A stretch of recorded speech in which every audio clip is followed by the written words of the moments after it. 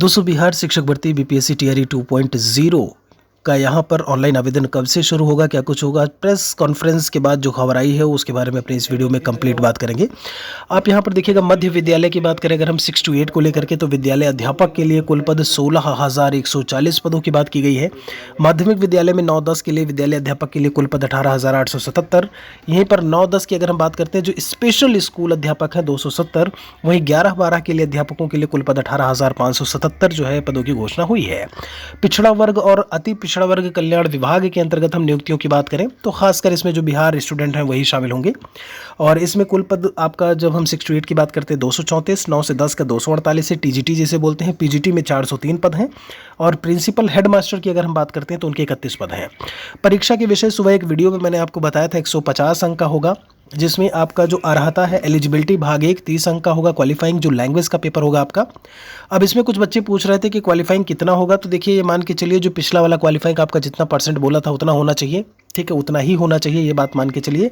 सामान्य अध्ययन 40 अंक का होगा आपका, और ये 80 अंक का होगा जो आपका जो सब्जेक्ट होगा।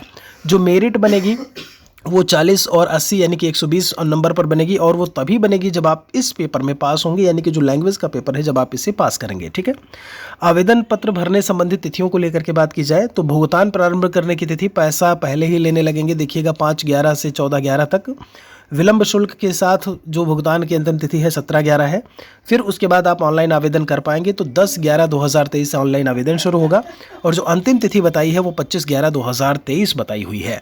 यहाँ पर ध्यान रखिएगा, अब जो परीक्षा की तिथि है वो भी आपकी टलेगी, उसके बारे में भी चर्चा नहीं की गई है। लेकिन आप लोग फिलहाल के लिए अब हो जाइए तैयार। यहाँ पर जो चीज़ें हैं वो अब क्लियर हो चुकी हैं कि आपका 5/11 से यहाँ पे मतलब आने वाले कल से आपका फीस जो है वो डिपॉजिट वाली चीज़ शुरू हो जाएगी, और आवेदन जो आप कर पाएंगे वो 10/11 से ही उसके बाद कर पाएंगे, फीस जमा करने के बाद। बाकी अभी आपका कोई और सवाल बचा है तो कमेंट सेक्शन में लिख सकते हैं। नेगेटिव मार्किंग नहीं होगी, अदर स्टेट अलाउ होंगे। यहाँ पर सीटेट में 90 मार्क्स आपको चाहिए होगा अदर स्टेट के लिए। ये सारी चीज़ें भी मैंने आपको जानकारी दे दी है। कंप्लीट नोटिफिकेशन जैसे ही मिलता है तो उसके बारे में हम और वहाँ पर चर्चा करेंगे।